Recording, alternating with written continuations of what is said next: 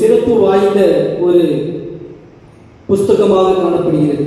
இன்னும் சொல்ல போனால் ஒரு வரலாற்று புஸ்தகம் என்று இதை நாம் சொல்லலாம். ஏனென்றால் புதிய ஏற்பாட்டில் மிகவும் தனி சிறப்பு வாய்ந்த இந்த அப்போஸ்தலர் நடவடிக்கைகள் புஸ்தகம். அன்பானவர்களே, இதை ஏன் நாம் அப்போஸ்தலர் நடவடிக்கை புஸ்தகங்கள் என்று சொல்றோம்? ஆமா, அதாவது இன்னும் சொல்ல போனால் புரிந்து கொள்ள வேண்டிய விதத்தில் அப்போஸ்தலர்களின் பணி நூல். அப்போஸ்தலர்கள் யாரு? சீஷர்கள். சீஷர்களை தான் அப்போஸ்தலர்கள் என்று நாம் அழைக்கிறோம். அப்போஸ்தலர்களின் பணி நூல் என்று இந்த புஸ்தகத்தை சொல்லுகிறார்கள். அன்பானவர்களே, பொதுவாக நாம இந்த அப்போஸ்தலர் புஸ்தகத்தை நாம் படிப்பது கிடையாது. காரணம், எளிதில் அது புரிந்து கொள்ள முடியாத ஒரு புஸ்தகமாக இருக்கிறது. அதை நாம் படித்தாலும் நமக்கு சற்று கடினமாக காணப்படும். ஆகவேதான் இந்த தேசத்தில் ஆண்டவருடைய ஊழியத்தை செய்வதற்கு, ஆண்டவருடைய திருப்பணியை ஆற்றுவதற்கு தம்முடைய சீஷர்களை எப்படியெல்லாம் ஆண்டவர் வழி நடத்துகிறார் என்று இந்த புஸ்தகத்தில் தெளிவாக குறிப்பிடப்பட்டிருக்கிறது.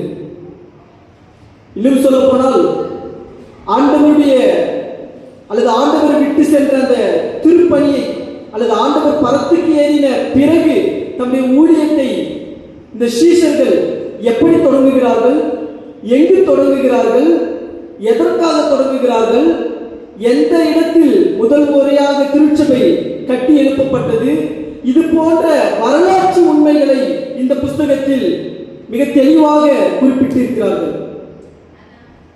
இந்த நாளில ஆண்டவருடைய இறை செய்தி நமக்கு அல்லது உயிர்த்தெழுந்த ஆண்டவர் தம்முடைய மக்களுக்கு எப்படி அவர் காட்சி அளிக்கிறார் என்பதை குறித்து இந்த நாளில் நமக்கு வாசகமாக கொடுக்கப்பட்டிருக்கிறது.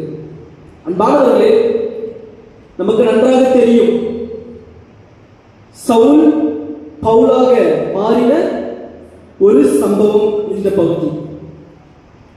அன்பானவர்களே, இன்றைய காலகட்டத்தில் நடைபெற்றுக் கொண்டிருக்கின்ற அல்லது கிறிஸ்தவர்களுக்கு எதிராக நடந்து கொண்டிருக்கிற, கிறிஸ்தவர்களுக்கு எதிராக துன்புறுத்தப்படுகின்ற செயல்களை அன்றே இந்த அப்போஸ்தலர் நடவடிக்கைகள் கணித்திருக்கிறார்கள், சொல்லியிருக்கிறார்கள். தர்சு பட்டணத்தில் சவுல் என்ற ஒரு மனிதன் இருக்கிறார். அவர் யார் என்றால் கொலைகளை செய்கின்ற, கிறிஸ்தவர்களுக்கு துன்பத்தை கொடுக்கின்ற, கிறிஸ்தவர்களுக்கு எதிராக செயல்படுகின்ற ஒரு மனிதர். இந்த மனிதர் எப்படியெல்லாம் தம்முடைய மக்களை துன்பப்படுத்துகிறார், கொலை செய்கிறார், அவர்களை அடிப்பதும் கொல்லுவதுமான தம்முடைய வழக்கமாக அவர் வைத்துக் கொண்டிருந்தார். இப்படிப்பட்ட மனிதரை இயேசு ஆண்டவர் தன்னுடைய வாழ்வையை மாற்றி அமைத்து அவருடைய திருப்பணிக்காக தெரிந்து கொண்டிருக்கிறார். நான் முன்பது ஒரு முறை சொன்னேன், நீங்கள் திருமறையை நன்றாக வாசிப்பீர்களானால் ஆண்டவர் அல்லது கடவுள் சந்திக்கின்ற மக்கள் எல்லாம் அப்படியே ஆண்டவரை பிரதிபலிக்கின்ற மக்களாக மாற்றுகிறார் நம்முடைய ஆண்டவர். இவர் தமஸ்கூரில் போயிட்டு அங்கிருக்கின்ற ஜப ஆலயங்களில், அங்கிருக்கின்ற திருச்சபைகளில் பிரதான ஆசாரியத்தில் போயிட்டு கடிதங்களை வாங்கி கொண்டு வருகிறார். அது என்ன கடிதம்? நான் இந்த மார்க்கத்தாரில், அதாவது கிறிஸ்தவ மார்க்கத்தாரில் அல்லது இயேசுவை பின்பற்றுகின்ற மக்களை, புருஷர்களாவது ஸ்திரீகளாவது நான் யாரையாவது பார்த்தால் அவர்களை என்ன செய்ய, கட்டிக்கொண்டு எருசலேமுக்கு கொண்டு வருவேன், அவர்களை அடிமைப்படுத்துவேன், அவர்களை துன்புறுத்துவேன். இதற்காக அவர் என்ன வாங்கிக் கொள்கிறார்? ஒரு கடித நூல், ஒரு ஆர்டர், ஒரு அப்பாயின்மெண்ட் வாங்குகிறார் அந்த பிரதான ஆசாரியர்கள். பிரியமானவர்களே, இப்படி இருந்த சவுலுடைய வாழ்வு கடவுள் முழுவதுமாக மாற்றி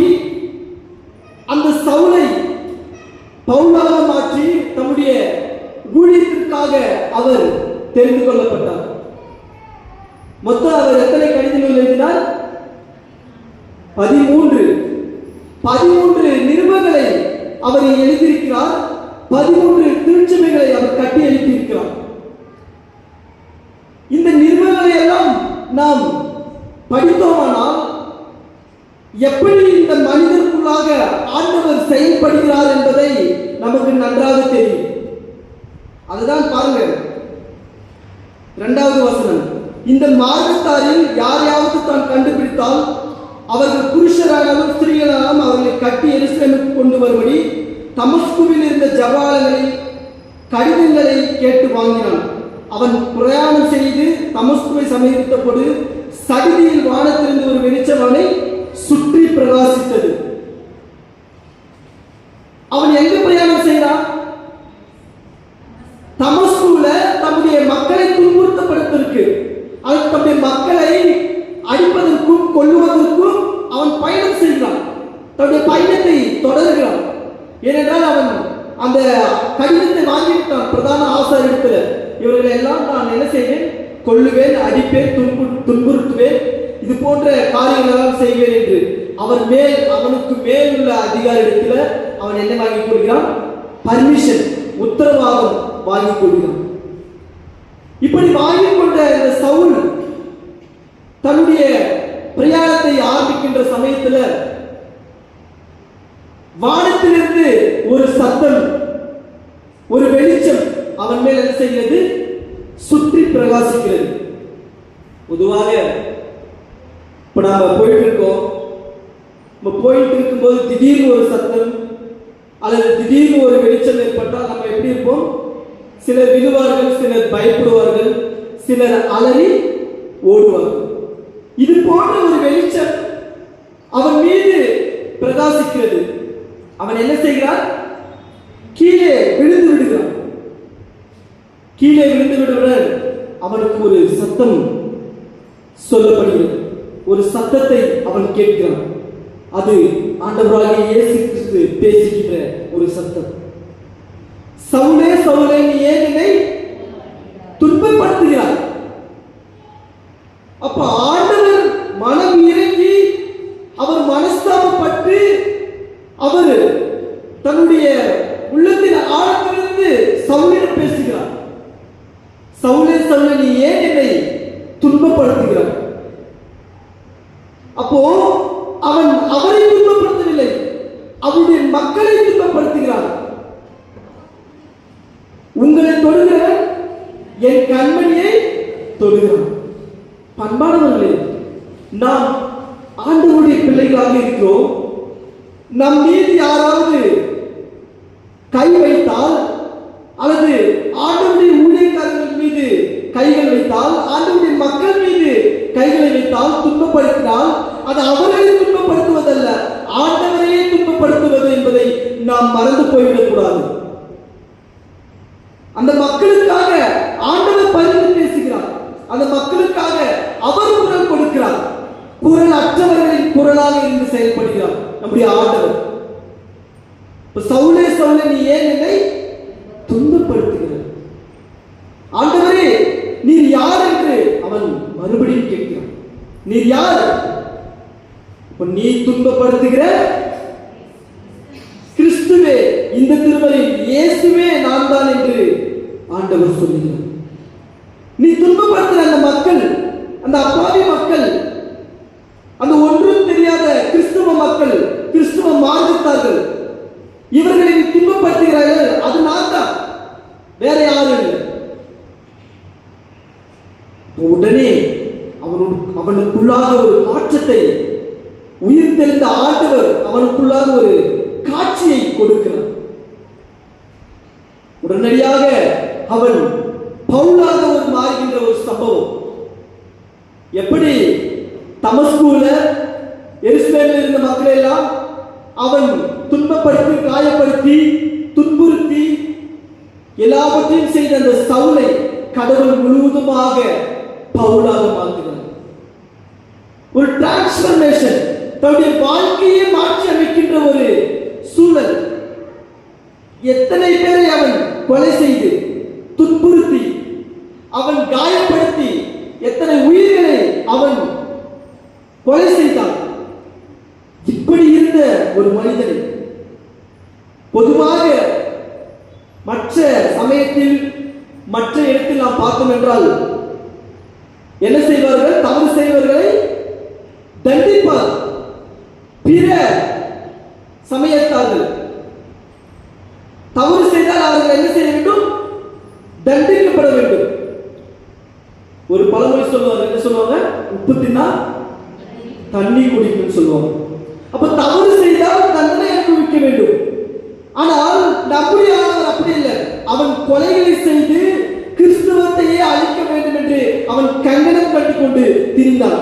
அப்படி இருந்த நபரை ஆண்டவர் முழுவதுமாக அவருடைய வாழ்வையை மாற்றுகின்ற ஒரு படிப்பினை கடவுள் நமக்கு இந்த நாளில சொல்லுகிறார். தன்னுடைய செயலால, தன்னுடைய சொல்லால, தன்னுடைய பேச்சினால, தன்னுடைய செயல்களின் நிமித்தம் இது போன்ற துன்புறுத்தல்களை செய்து கொண்டிருந்த ஒரு நபர் இது எல்லாம் செய்து ஆண்டவர் அவனை ஒரு அடி அடித்து தன்னுடைய ஊழியத்துக்கு அழைக்கிறார். சும்மா அடிப்பது போல அடித்து தன்னுடைய ஊழியத்திற்கு அவனை எழுப்புறார். இப்ப பாருங்க, யாரெல்லாம் இந்த திருமறைக்கு புறமாக, திருமறைக்கு எதிராக செயல்பட்டவர்களை கடவுள் அவருடைய ஊழியத்திற்கு அழைக்கிறார். சும்மா சாதாரணமான கடவுள் யாரையும் நீங்க திருமறையில் யாரை வேண்டாலும் பார்த்துக்கோங்க. சாதாரணமாக யாரையும் அவர் அழைப்பதில்லை. எளிய மக்களை, விளிம்பில் இருக்கிற மக்களை, சாதாரண எளிய மக்களை அவர்களை கொண்டுதான் ஆண்டவர் மிகப்பெரிய காரியங்களை செய்கிறார். இது போன்ற சவுல் போன்ற ஆட்கள் இன்றைக்கு இது போன்ற செயல்கள் நம்மிடத்திலே மாற்ற வேண்டும். பழைய வாழ்வு. ஒரு சமயம் ஒரு குடும்பத்தின் மக்களை சந்தித்து அவர்கள் கணவர் மதுபானத்திற்கு அடிமை, அவருடைய மனைவி பிள்ளைகள் எல்லாம் இயேசுவை ஏற்றுக்கொண்ட ஒரு குடும்பத்தின் மக்கள். இவர்கள் எப்பொழுதெல்லாம் ஆலயத்திற்கு செல்கிறார்களோ, ஆலயத்திற்கு சென்று வருகிறார்களோ, அப்பொழுதெல்லாம் அவருடைய கணவர் குடித்து விட்டு அவர்களை அடிப்பது. ஒரு நாள் அவருடைய மனைவி அந்த விசுவாசம் ஆலயத்திற்கு போய் தன்னுடைய கணவர் மனம் மாற வேண்டும், தன்னுடைய கணவர் மனதில் ஒரு மாற்றம் வேண்டும் என்று வாஞ்சையோடு அவர் ஆலயத்தில் கண்ணீர் விட்டு ஜெபிக்கிறார். நேற்றைய தினத்தில் அந்த நபரை சந்தித்து மறுபடியும் அவர் என்னிடம் சொல்வது, முதல்ல சொல்வது, நான் இந்த மதுபானத்திற்கு இப்பெல்லாம் அடிமையாக இல்லை, நான் இந்த மதுபானத்தை அருந்துவதில்லை என்று ஒரு சாட்சி கொடுக்கிறார். டிரான்ஸ்ஃபர்மேஷன். இதுதான் நம்முடைய வாழ்க்கையில தேவை. பழைய வாழ்வு, பழைய இடம், பழைய பாவங்கள், இதெல்லாம் நம்முடைய ஆண்டவர் எதிர்பார்ப்பது. இன்னும் சொல்ல போனால் கடந்த நாட்களில் நம்ம என்ன அனுசரித்தோம்? தவக்காலம், பாடுகளின் நாட்கள் அனுசரித்தோம். இப்போ அந்த 40 நாட்கள் சில பேர் என்ன செய்ய மாட்டாங்க? மது குடிக்க மாட்டாங்க, வேற கெட்ட வார்த்தை பேச மாட்டாங்க. இந்த 40 நாள் வேற சீரியல் பார்க்க மாட்டாங்க, சினிமா பார்க்க மாட்டாங்க. அதாவது நமக்கு எதெல்லாம் பிடிக்கலையோ, எதெல்லாம் நாம் தவறு என்று நம்ம நினைக்கிறோமோ அதெல்லாம் என்ன செய்ய மாட்டாங்க? ஒரு 40 நாளைக்கு செய்ய மாட்டாங்க. ஆனால் உயிர்த்தெழுந்த, அதாவது ஈஸ்டர் பண்டிகை அன்னைக்கு, இந்த திருவிழாவை கொண்டாடுவாங்களே, திருவிழா அன்னைக்கு குடித்துக்கொண்டு, அடித்துக்கொண்டு,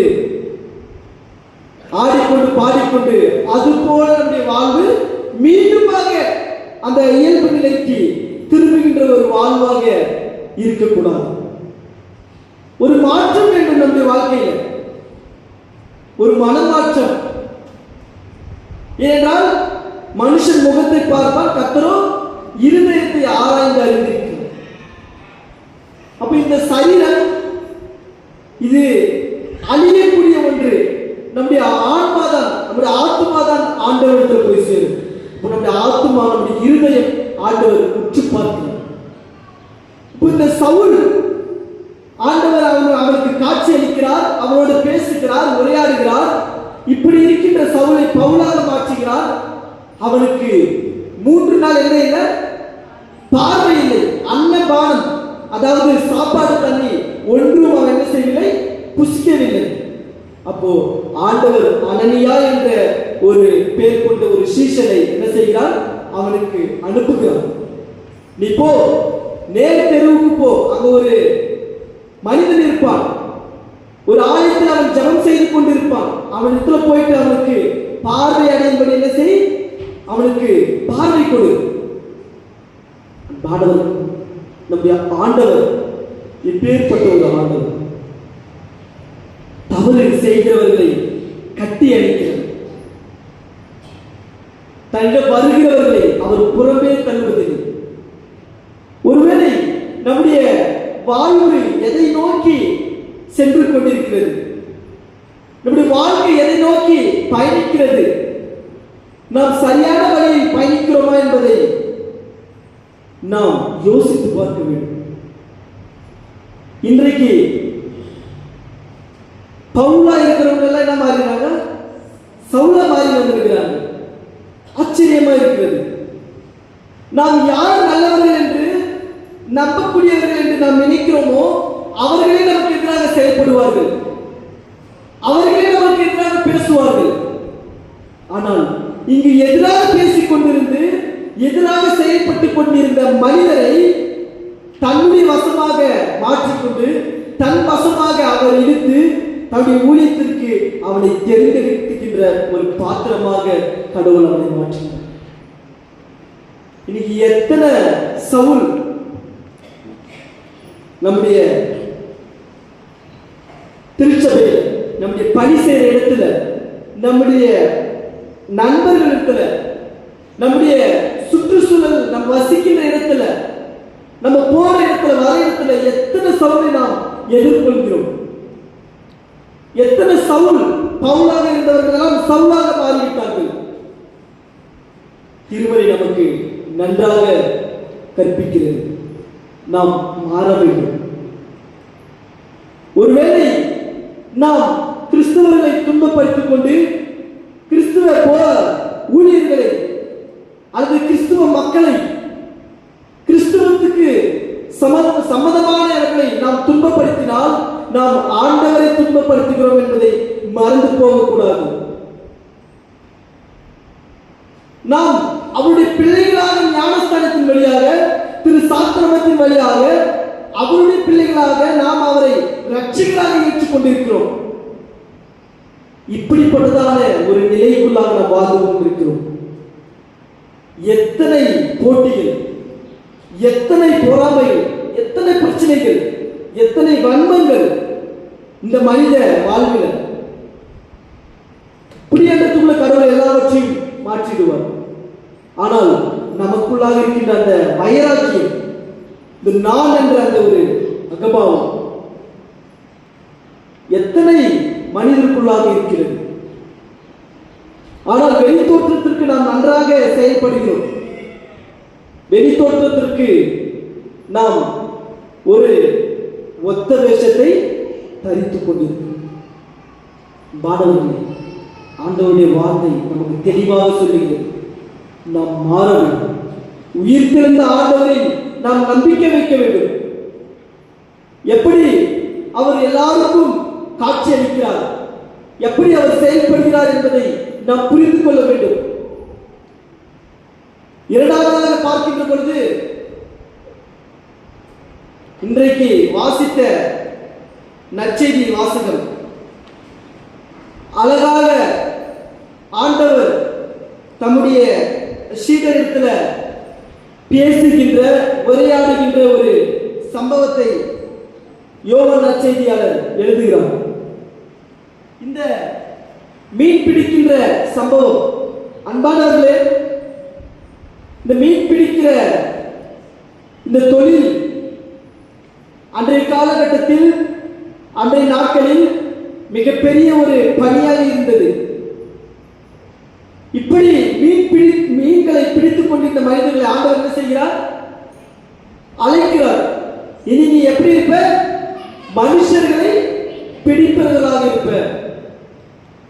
மனுஷர்கள் போய் மனுஷங்களுக்கு பிடிக்கிறது இல்லை, மனுஷர்களுக்கு போய் பிடிச்சு இருக்கிறது இல்லை. அதாவது ஆண்டவருடைய ஊழியத்தை செய்வதற்காக அவர் தெரிந்து கொள்ளப்பட்டார்கள் என்பதுதான் அதனுடைய அர்த்தம். இந்த யோவான் நற்செய்தியில் உள்ள சீமோன், அதாவது பேதுரு, தோமா, இது போன்ற சீடர்கள் எல்லாம் ஆண்டவருடைய ஊழியத்தை செய்கின்ற சீடர்களாக இருந்தார்கள். இந்த இடத்துல பேதுரு கிட்ட ஆண்டவர் என்ன கேட்கிறார்? நீ என்னை நேசிக்கிறாயா? எத்தனை முறை கேட்கிறாரு? 3 முறை கேட்கிறாரு. இப்ப எத்தனாவது முறை சீடர்களுக்கு தரிசனம் ஆகிறாரு? 3வது முறை. ஒரு சிலர் தான் நல்லா கவனிக்கிறீங்க, நல்லா இங்கிருந்து தெரியுது. ஒரு சிலர் நல்லா கவனிக்கிறீங்க, ஒரு சிலர் நல்லா தூங்குறீங்க, ஒரு சிலர் உங்க ஆவி எங்கே இருக்கிறது, சரீரம் எங்கே இருக்கிறது. ஆகவே சீடர்களுக்கு ஆண்டவர் தரிசனமாகிறார். எத்தனாவது முறை? 3வது முறை. கடந்த வாரத்துல 2 முறை தரிசனமானார். இப்பொழுது இறுதியாக 3வது முறையாக அவர் தரிசனமாகிறார். நீங்க நினைக்கலாம், ஏன் ஆண்டவர் சீடர்களுக்குள்ளே போய் தரிசனம் ஆகிறாரு, சீடர்களை பற்றி பேசுகிறாரு, சீடர்களுக்கு முக்கியத்துவம் கொடுக்கிறார் என்று. ஏனென்றால் அவர் பரத்துக்கு எடுத்துக்கொள்ளப்பட்ட பின்பு, பரத்துக்கு ஏறின பின்பு அவர் விட்டு சென்ற அந்த ஊழியத்தை சீடர்கள் தான் செய்ய வேண்டும், அப்போஸ்தலர்கள் தான் செய்ய வேண்டும். ஆகவேதான் அவர்களுக்கு படிப்பினை, முதலாவது அவர்களுக்கு நம்பிக்கை ஊட்டுகிறார், அவர்களுக்கு நம்பிக்கையை வர வைக்கிறார். மீன்களை பிடிக்கிறார்கள். பொதுவாக மீன் பிடிக்கிறவங்களுக்கு எங்க மீன் வலை போட்டா அகப்படும் என்று அவர்களுக்கு தெரியும். ஆனால் அவர்களோடு யார் இல்லை? இயேசு இல்லை, ஆண்டவர் இல்லை அவர்களுடன். உடனே அவர்களுக்கு என்ன கிடைக்கவில்லை? மீன் அகப்படவில்லை. நாம் மற்ற நற்செய்திகளை வாசித்து பார்த்தால் ராம் முழுவதும் அவர்கள் என்ன செய்தார்கள்? பிரயாசப்பட்டார்கள், வலைகளை போட்டார்கள், ஆனாலும் ஒன்றும் அவர்களுக்கு அகப்படவில்லை. அப்படியே சற்று வித்தியாசமாக ஆண்டவர் அவர்கள் மத்தியில் தரிசனமாகிறார். ஆண்டவர் அவர்கள் மத்தியில் காட்சி அளிக்கிறார். வலைகள் எங்க போடு? வலது புறமாக ஆழ்த்துந்தார், வலது புறமாக போட சொல்றாரு. அப்போ ஏறக்குறைய பெரிய மீன்கள் எத்தனை? 153 மீன்கள் அகப்படுகிறது. வலை கிழியவில்லை. மற்ற நற்செய்திகளில் வலையை கிழியத்தக்க மீன்களை பிடித்தார்கள். பெரிய மீன்கள் மாத்திரம் 153. பாண்டவர்களே, இயேசு நம்முடன் இருந்தால் எல்லாமே சாத்தியம், எல்லாமே நடக்கும், எல்லாமே கிடைக்கும். எப்பொழுது நாம் உயிர்த்தெழுந்த ஆண்டவரில் நம்பிக்கை வைக்கின்ற பொழுது, நாம் அவரையே சார்ந்து வாழ்கின்ற பொழுது, அவரே என்று சரணாகதியாக இருக்கின்ற பொழுது, ஆண்டவர் பேதுருவை பார்த்து, நீ என்னை நேசிக்கின்றாயா, நேசிக்கின்றாயா, அன்பு கூறுகிறாயா என்று 3 முறை அவனிடம் கேள்வியை எழுப்புகிறார். ஆண்டவரே, உமக்கே தெரியும், அது உமக்கு நன்றாக தெரியும் நான் உன்னை நேசிக்கிறேன் என்று. ஆண்டவர், நீ என் ஆடுகளை போஷிப்பாய், நீ ஆடுகளை மேய்ப்பாய், என்னுடைய ஆடுகளை வழிநடத்துவார். ஏனென்றால் பேதுரு யாரு? பேதுரு யாரு? பேதுரு யாரு எங்களுக்கு தெரியுங்களா? பேதுரு அந்த சீடர்களின் தலைவன், அந்த சீஷர்களின் தலைவன் பேதுரு. அதுக்குதான் எல்லா இடத்தும் பாத்தீங்கன்னா பேதுரு போயிட்டு முதல்ல போவார் எல்லாத்துக்கும். இந்த இடத்துல 3 முறை ஆண்டவர் கேட்கிறார்.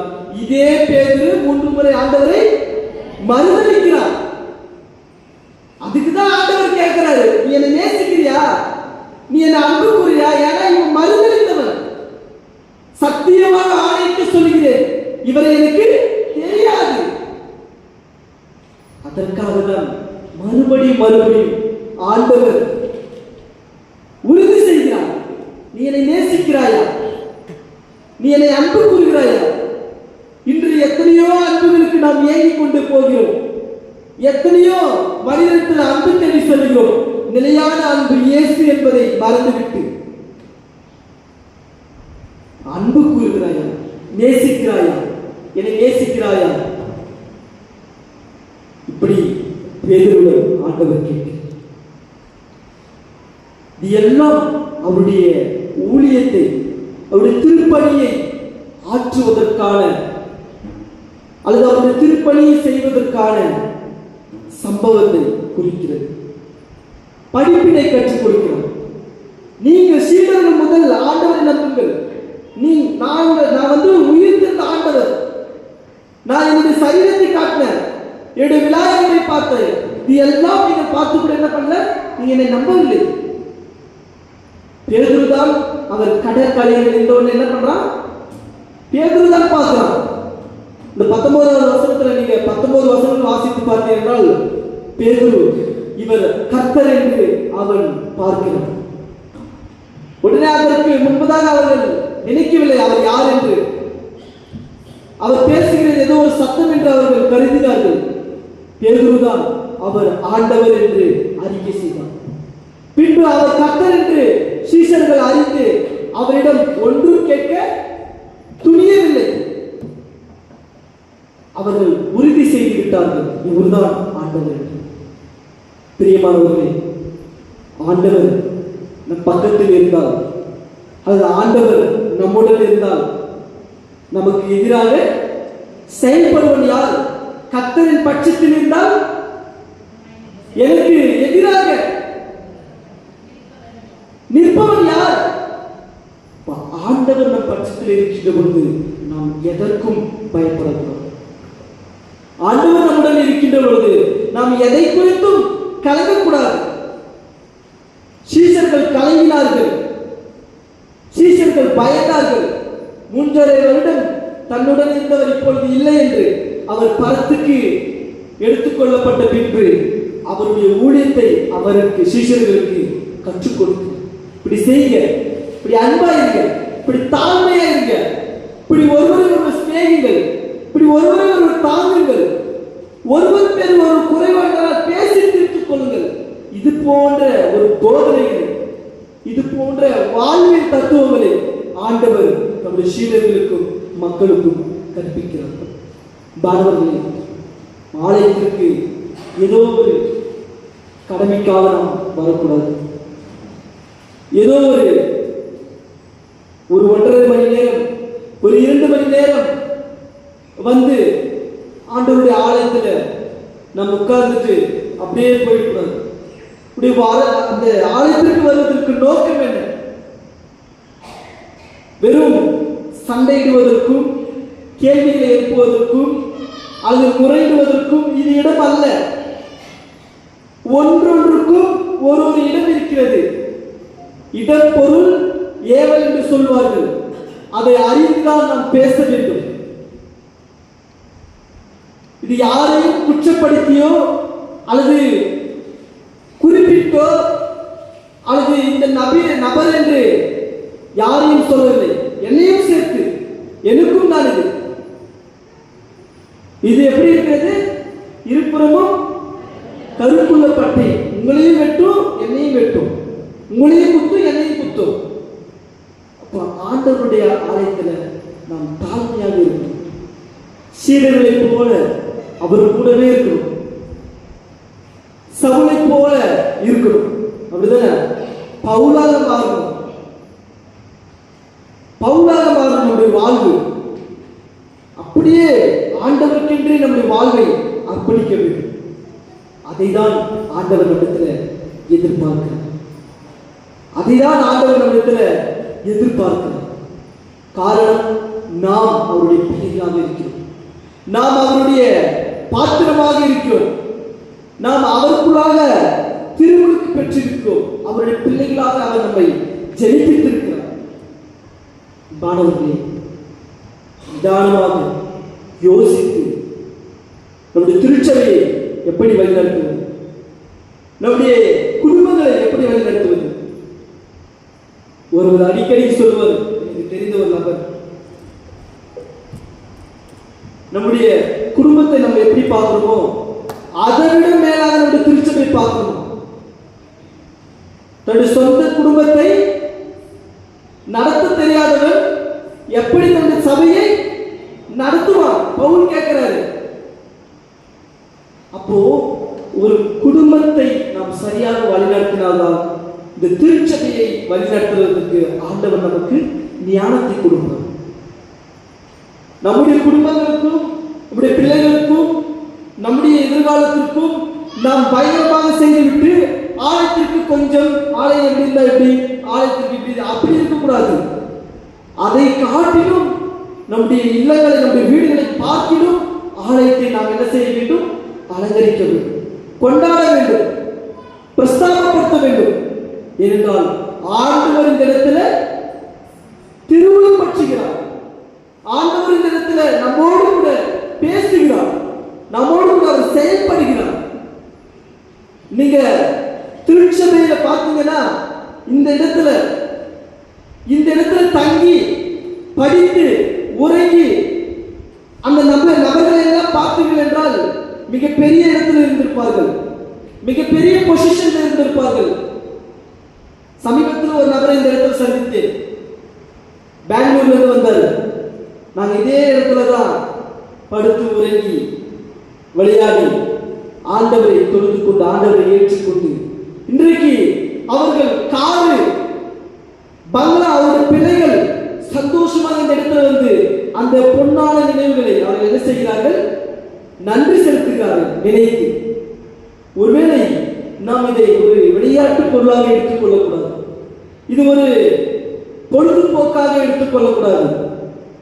இதிலிருந்து சென்றவர்கள் எல்லாம் மிகப்பெரிய உயரத்தில் இருக்கிறார்கள் என்பது நான் எத்தனையோ பேரை பார்த்திருக்கிறேன். ஆண்டவர் அப்படியாக அவர்களை பயன்படுத்துகிறார். காரணம், அவர்கள் இந்த இடத்துல செய்த ஊழியம், செய்த பணிகள், செய்த வேலைகள் இந்த திருச்சபையே என்று இருந்ததுனால ஆண்டவர் அவர்களை உயரத்தில் வைத்திருக்கிறார். மாணவர்களே, ஆண்டவர் நம்மோடு இருந்தால் எல்லாமே சாத்தியம்.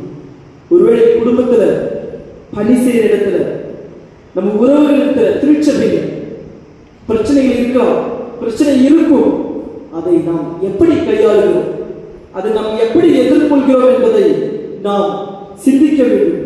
அப்படிப்பட்டதான ஒரு ஞானத்தை, அறிவை நாம் ஆண்டவரிடத்தில் கேட்க வேண்டும். அப்படி கேட்கின்ற பொழுது அவர் கொடுக்கிறார்.